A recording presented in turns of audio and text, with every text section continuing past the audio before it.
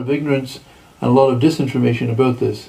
And John, being told by his parish priest it was okay for him to join, the parish priest was wrong. A lawyer of 20 years who taught Freemasonry to police, judges, and lawyers. The influence of Masonry, even in the church, in the Knights of Columbus. And they have hand signs they use in court because judges are Freemasons, all judges, all Shriners too.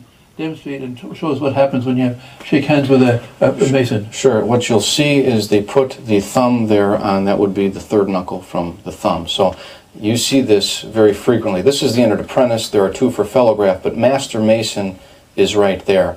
And whenever I've shaken somebody's hand that way as a Mason, it's almost like a jolt. They get it. Masons will always go in to make that handshake because it's innocuous enough to know that, well, if you're not a Mason, you're not going to respond, but it's also obvious to a Mason to know that if you are, he's trying to communicate to you. Okay, the next thing that happens is that he says something to you after you make the handshake. If you don't know them, he will say, so you're traveling. It means, you know, are you a brother? Are you traveling? Are you a brother? You know, are you on your journey in Freemasonry with me? So you say, yes, I'm traveling. Yes, I'm a brother. So that way, so the handshake plus the request, yeah. Are you traveling? Yeah. Or are you traveling? Or and the answer yes, then they know that that you're both the same. You've got the same principles, and you belong to the same lodge. And so, not the same lodge, but the same brotherhood. So the same brotherhood whose laws transcend all laws. And they're above all these other laws, yes. according to them. Yes. So that's one symbol. Now, you also mentioned about the different signs that they give in public when they have to.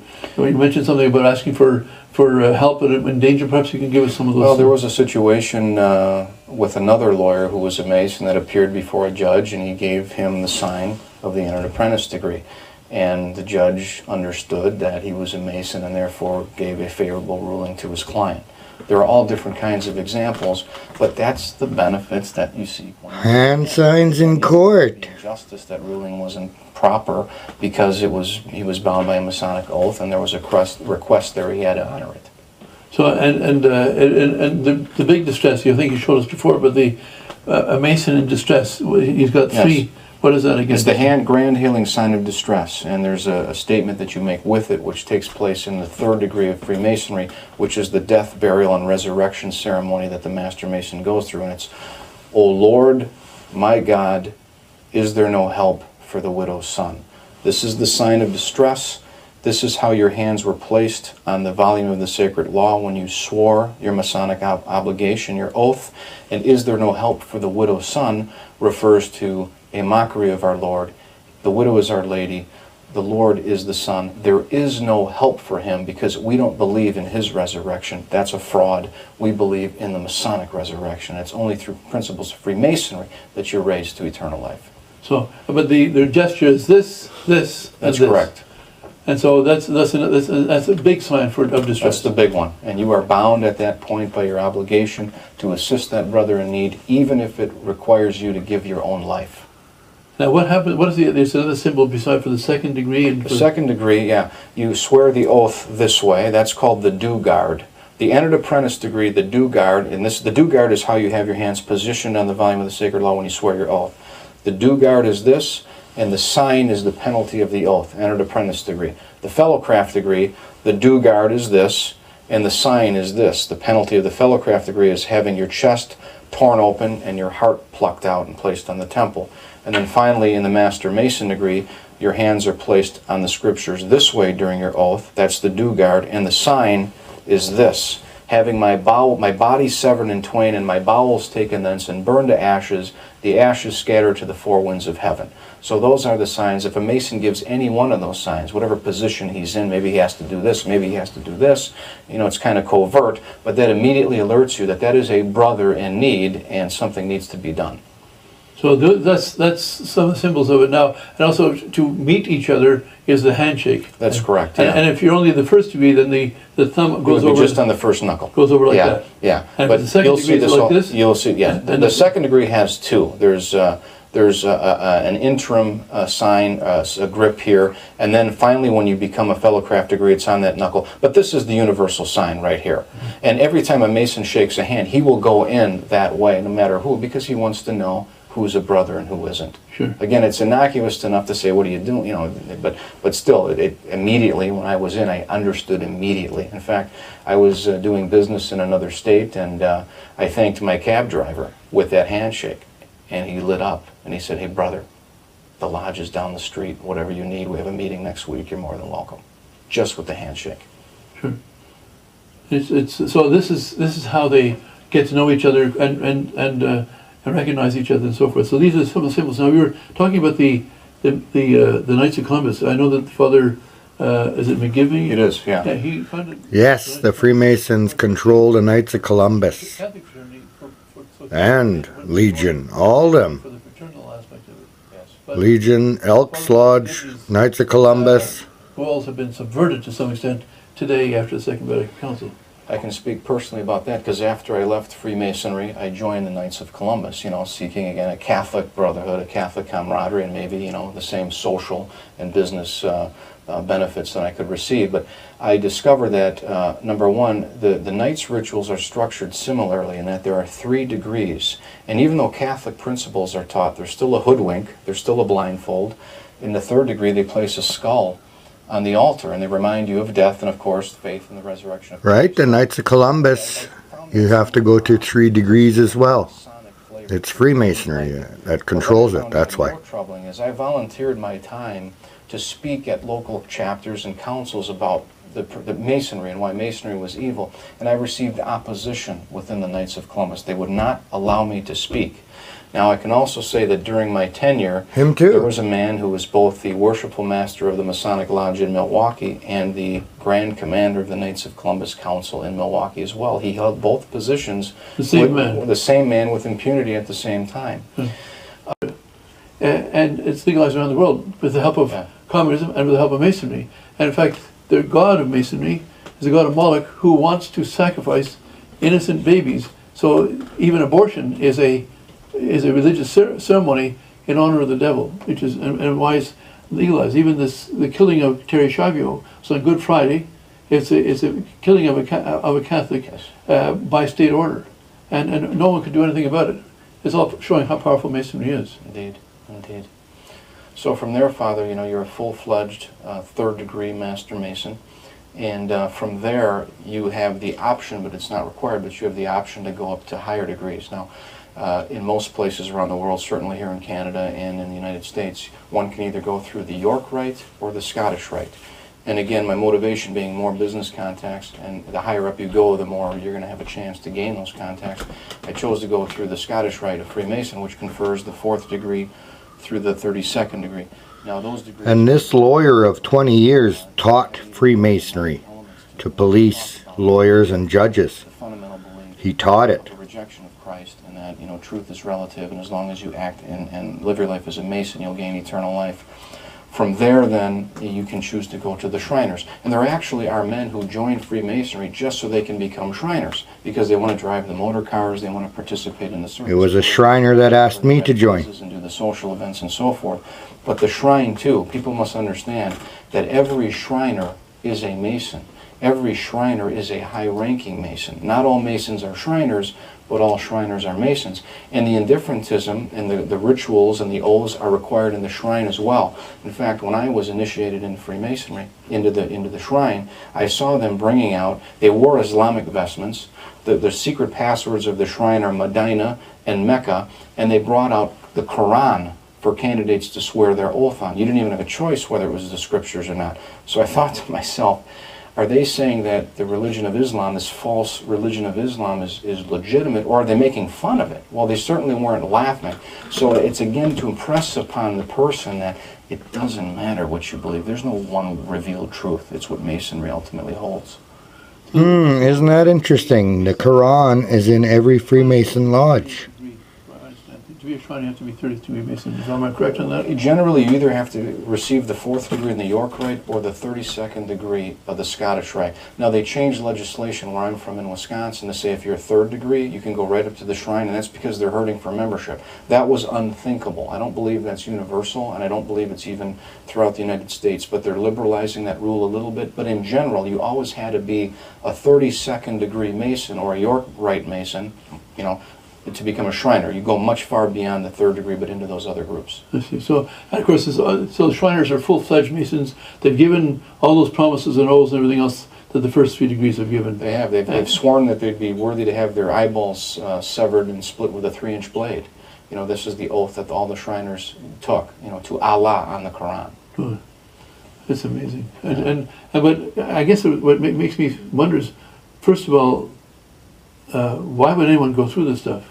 I mean, is it, of course, there's the promise of contacts and fraternity and brotherhood and so forth. I think some of the people, like you said, mentioned in a football team, you know, people, or either as any other sport, there's team sport, Yeah. you have the fellowship of the other team members who are working for the same goal to win the game and so forth. Is there some of that in this as well?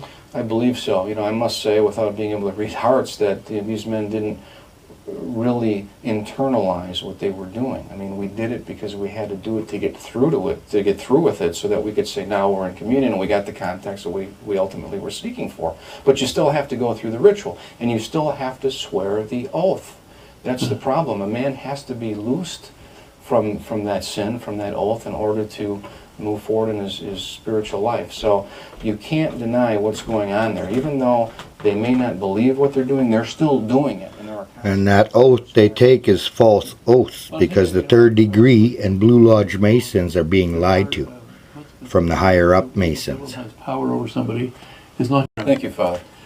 John, you were describing about the third degree, and we have an expression in English I'm sure you're aware of. We gave him A lawyer who taught Freemasonry to other lawyers and police. Worked him over somehow.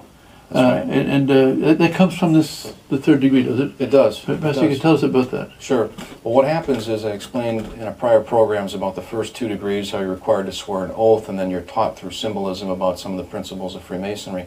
The third degree is quite different. After the candidate for the degree swears his oath, you know, normally you would think that you're now a full-fledged Master Mason. This is the degree we're talking about, the Master Mason or third degree. And after he's then revested with his clothing, he's brought back into the lodge. So even in third degree, they strip you down to the... They strip in all degrees. All first 3 degrees, you're all stripped down. Just the briefs. Yes, just the briefs. So you're brought back in now, you're in your suit and everything, and you think this is going to be a celebration. Well, the worshipful master reconvenes the meeting, and he said his brother Saul's a present, and he summoned me to the front. This happens with all Masons. All those candidates with third degree. Yes. And you think because you've sworn your oath, you know, you're a full-fledged Master Mason, but he tells you, you may think you're a Mason, but you are not. And you're thinking, what do you mean? He says, you have yet a rough and rugged path to travel, beset with ruffians and with murderers, but should you prevail, only then will you become a Master Mason. He said, so now you will be blindfolded once again and conducted to the Masonic altar. So this is different than what the first 2 degrees happened, because I thought I was already in. Well, I was conducted to the altar, and it's interesting, they asked me to say some prayers. They said, you may say prayers either orally or mentally as you please, but when you're done, signify Amen.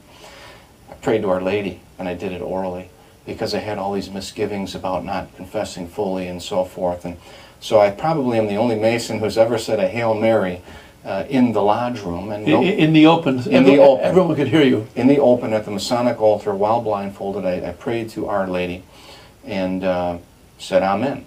And that's when the degree started. There was no objection, of course, because you can believe whatever you want or nothing at all.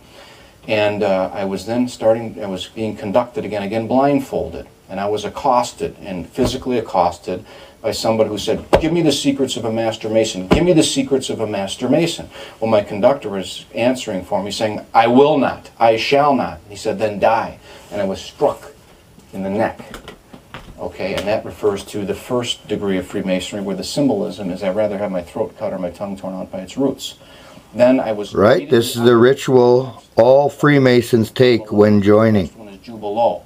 And Jubilo grabbed me, and he literally accosted me, give me the secrets of a Master Mason. I will not, I shall not, then die. And I was struck in the chest with something. And that refers to the penalty of the oath in the Fellowcraft degree, where my chest is torn open and my heart is plucked out and placed on the temple. So I'm then escorted. I escaped those 2 blows, and now Jubilum says, you have escaped Jubilah and Jubilo, but not me. I'm Jubilun. Give me the secrets of a Master Mason, or you will die. And my conductor said, I will not. Give me the secrets. I shall not. Give me the secrets. I will not. Then die. And at that point I was struck, and again blindfolded, very powerfully over the head. And it's called a setting maul. It's a big mallet. There's padding on it, so you're not physically harmed, or at least not much. But you're hit over to the point where, you know, I'm 185 pounds. I was knocked off my feet and then caught into a big sack. Now this is just stunning when this happens. And that's, by the way, where the third degree comes from. I was given the third degree, and I wouldn't divulge in that interrogation. And they told me, now just lay down. Don't say anything, you just stay there. You know, basically keep your mouth shut. So I'm laying down, I'm blindfolded, my heart's racing. What is happening here? I hear all this movement about me, you know, men walking, and now they're engaged in a ritual that I'm not even a part of. They report back to the temple. Okay. Itself, they tell you this is the highest degree, but then of course there's higher degrees still, and by the time they bring you to the 33rd degree, the great architect of the universe is not God, but is Satan, Lucifer, yeah. Lucifer. And so they keep lying to them. I wrote saying about the devil, he's a murderer and a liar from the beginning. And of course, it doesn't stop there. The lies continue. And the fact is, they don't even know who, what they're about. That is who Freemasons are worshipping, is Lucifer, In fact, people. Karl Marx, you know, he claimed to be an atheist, but he was a Satanist. And he had been a Christian at one time. And he sold his soul to the devil, and he says so in his poetry. And that he would, from hell, he would be drawing down curses on mankind, and he rejoices in this. Now these are people who have become so evil that they've lost a complete sense of any kind of moral compass whatsoever. But this is what in writing his Das Kapital, in writing his Communist Manifesto, he was hired by the Masons to do that. And as Pope Leo XIII points out, that communism and Masonry at the high levels are the same. That the denial of family, property, and even any morality. In fact, their highest principle is do whatever you want to do. Is that not what they say in Masonry as well? It essentially is, and that's, I think, why Our Lady referred to Masonry at Quito, but to communism at Fatima, because the errors of Masonry and communism are one and the same, and that's what Our Lady was warning about. Yes, and of course the whole idea that communism is gone. What spawned communism and the principles of communism are still very much right. That is where communism comes from. It's Freemasonry, people. Brought about the communist revolution in China. And you see that in the book we sell. You know, what is it? Found in the Great Conspiracy. The Great Conspiracy is communism, is Masonry, is wrapped up in the same thing. And Our Lady of Fatima is opposed to all of these errors. And even, for example, the idea of the graduate income tax, that whole thing comes from Masonry. It comes from communism. It's all hooked up together. So And they'd admit A lawyer who taught Freemasonry. principles are universal, and that the oath is universal, and it all binds. In fact, that's one of the things that appeal to me. You mean you're telling me that I'm joining a fraternity that has a worldwide connection? I mean, as a lawyer, well, that's pretty interesting. I'm going to have international clients and so forth. That may be beneficial to me. So on the basis of this universality, you know, they say this is one of the things that could be favorable to you. Yeah. So in turn, they tell you. So you went to your parish priest and asked him about joining Masonry. You wanted his opinion anyway before you actually said you would join. Catholic conscience, you know. I mean, I primarily relied upon what the representations were, but just because it pricked my conscience, I did ask my parish priest at the time, and he hadn't studied the matter. And he simply said, I really haven't looked at it, but as long as you, John, recognize the distinction between the lodge and the church, I don't see any problem with it. And so I went on from there. See, but the whole idea, I think, in the lodge is that they consider that their law and that their rules are superior to anybody else.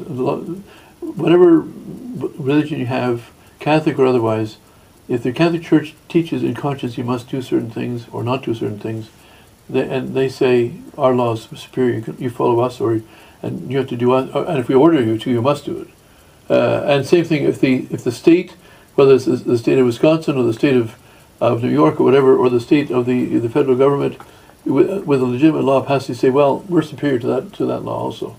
I was explained that, in fact. There were certain circumstances where judges, you know, attorneys would appear before judges, and an attorney would make a sign, a Masonic sign, to a judge and get their client off, or get their client. And so their laws do, in their own minds and according to their own principles, transcend the natural law and the divine law, for that matter. Yeah, so this is, of course, this wasn't all apparent to you when they first recruited you. Not at all. And so what happened then when they finally had this 12 men around and asking these questions, and And what kind of questions they were asking, do you? What is your profession? I remember they asked me, do you have any military experience? I'm not sure why. Because they can check out your military commanders and so forth. Potentially, they wanted to see if there was disobedience, I think, or a record of irregularity or something. They really wanted to know, are you who you say you are? Yeah. Well, I think the other thing about it, like the P2 Lodge in Italy, which is Propaganda Dewey, one of the things that the biggest thing they have, and I don't think it's only their technique, that particular lodge, is to have something on you so that if you ever want to break ranks, they can sort of blackmail you. Yes. And I think that's one of the things they wanted to be able to do to all of them. They were trying to dig up dirt, as I reflect on it, and that's what they tried to do. But after that process, they say, okay, we're going to submit your petition now to the vote of the lodge. This lawyer of 20 years taught Freemasonry they go around to police, lawyers, and judges. Box and white cubes accept and black balls reject. That's where the term he's blackballed from. It's a Masonic term. If there's one black ball in there, there's no explanation as to why. Nobody knows who did it, but he's rejected. And so I was unanimously accepted, which is required, and then a Mason called me and said, congratulations, after 3 or 4 or 5 months of solicitation, of investigation, you've been unanimously accepted into the fraternity, and you must now, you're summoned to appear for your initiation on X date. So they summoned you, and you go by yourself then? You go by yourself. And is this at the lodge then you go? This is at the lodge, and that's when it starts. And which I thought was very odd is, before the ritual even commences, they take you in a room and they ask you to promise that you are not joining Masonry for, quote, mercenary motives.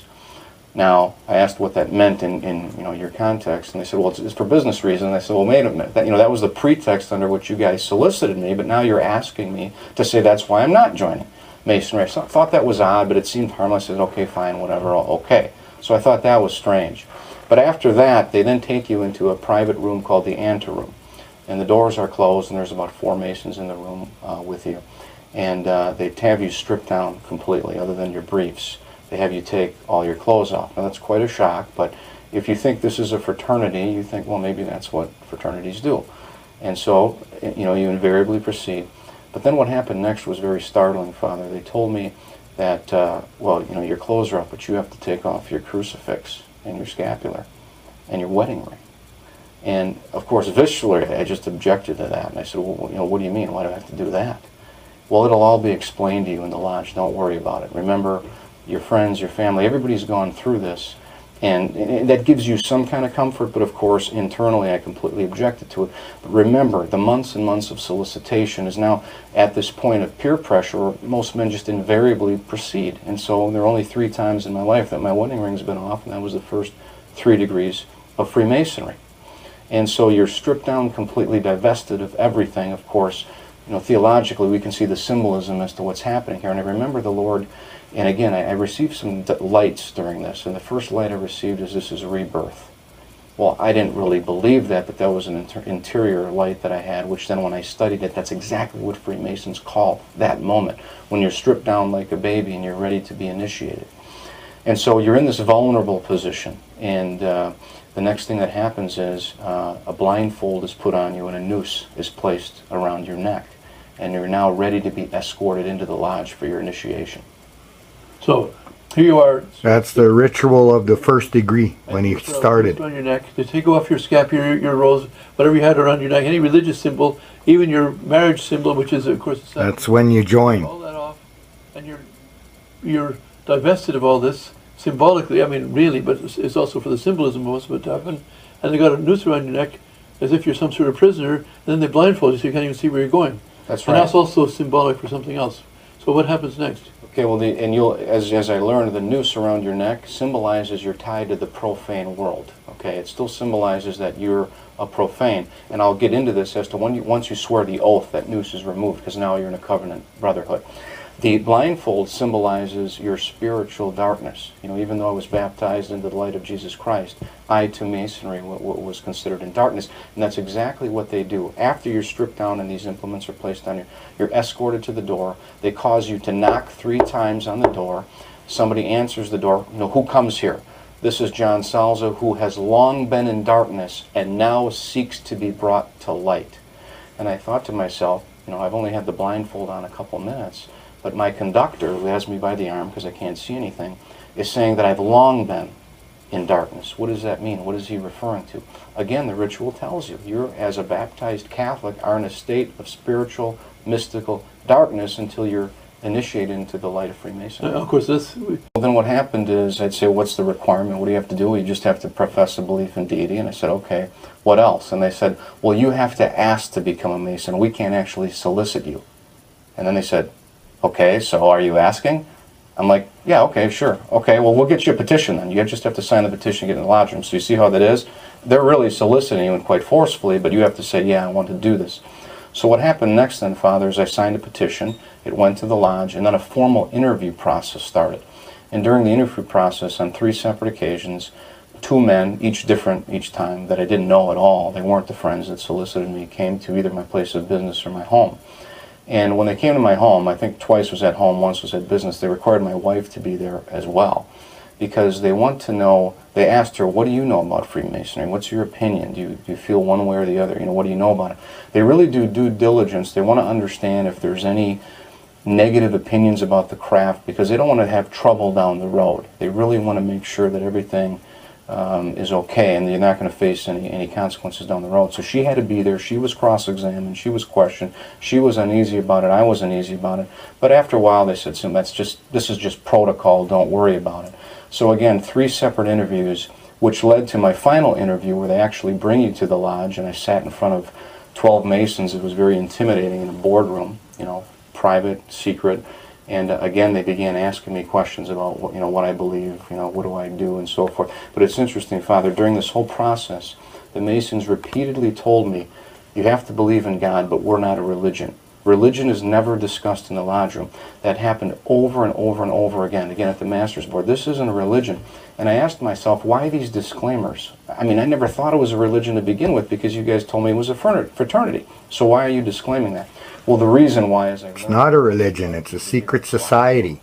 And discover that it is right? Religion, occult. and they're teaching religious principles. Occult means secret, hidden. From your friends who said it wasn't a religion. And then you have to either say, well, either they were lying to me or this really isn't religion. Yeah, or the alternative is these people were deceiving you, but they were deceived themselves in the first place. Being deceived, they deceive others. But in any case, yes, it is definitely religion. But they also obviously want to make sure you understand from their point of view it's not a religion at all, whereby it is. But now you discovered it's a religion because of the ceremonies that they put you through. But how did your wife feel? Was she just uneasy because they insisted her being there, or was she uneasy because she started to get a sense that something's wrong with this group? She did, and I can tell you that she had a spiritual misgiving even more quickly than I did. The first time that she was brought into a Masonic lodge, again, as part of the recruitment process. I wasn't a Mason yet. They bring you into the lodge and they show you all these nice footages of George Washington and the Constitution, and you're a lawyer and this and that, and we'll have a social hour. My wife told me, John, this looks like a religious cult. Look at the way this is set up. There's an altar in the middle. They have all of these implements. Again, this is a lawyer of 20 years that found out Freemasonry isn't what people think. So she recognized it right away. They're worshiping something else, people. Motivation to really get into this thing and see what it could do for me, I put that aside. So she had the intuition right away before I did. See, so but she didn't express that to them at the time. No. No. But had she done so, they might have cooled off trying to recruit you then. Possibly, yeah. Okay. So so now at the place of business, the purpose of that was just to see that you really were who you said you were. Is that? I think so. Are you who you said you were? What religion are you? Because it seemed to me that they really wanted to have a healthy representation of Catholics in their ranks. So they'd write down, you're a Catholic, check you're a Catholic. They wanted to. And then you are an attorney, this is your place of business, we know where you are, where you live, who you're married to, and so forth. They want to know a lot about you. Yes. Well, I don't know if you know this story, but it's a famous story in Masonic annals in the 1830s. There was a Dr. Morgan not far from Buffalo, and he had, of course, by the first 3, whatever level he got to, so in the early levels, and you know this more than I do, that they make you take a self-oath and you give them the right to kill you if you reveal the secrets. Well, Dr. Morgan had a thing of the... And that was back in 1830. So Freemasonry is older than Canada. Way older. Well, that's decided all your life you want to become a Mason. You actually... People came to you and said, you should be a Mason, or how do they go about doing this? You know, Father, I didn't know anything about Freemasonry at all. And when I graduated from law school, men much older than I am, friends of the family who I respected, many of whom were Catholic, by the way, approached me and they said, John, we want to introduce you to Freemasonry. And I said, well, I heard of it, but what is that? And they said, it's a secret underground brotherhood of men who take care of themselves. We take care of our own, essentially saying that our rules transcend the profane world. And I think it would be in your best interest to investigate this, because there are many attorneys who are Masons, judges, bankers, even your clients. Some of your top clients are going to be Freemasons. So that was the pretext under which I was solicited, to gain advantage in the business world. So obviously to study for law, it's both an investment of time and money, and of course you have to pay that back, and you obviously, by doing all that, you're expecting to get compensated, but obviously if you have a better advantage, it's easier for you to get better clients, or more wealthy clients, or bigger jobs, or whatever it is. But even the judges, I think, when you said, were some of the Masons as well. That's right. And I didn't perceive anything nefarious here, because after they explain what this is to you, we have secret handshakes and passwords and codes that are worldwide. It doesn't matter where you travel in your business. There are Masons everywhere who will take care of you. And then they give you literature. For example, they say, look at all the founding fathers who were Masons. Look at all the presidents who were Masons, the congressmen, even actors and athletes. And so that looks pretty good. I mean, the founding fathers, I understand the United States Constitution is considered a Masonic document by many people, and even the layout of Washington itself is in Masonic configurations, according to... Freemason is, Freemasonry is not good in any way, shape, or form. They are not worshiping any guy on a stick or anything, and they're lying to the lower level Freemasons. That's how he found out. And I agree with you in terms of our Constitution, this religious... Right? The third degree and Blue Lodge Masons are being lied to. So if there's any of you guys out there, just know you're being lied to from the higher-ups. The American expert at the council, was it some Jesuits? I forget.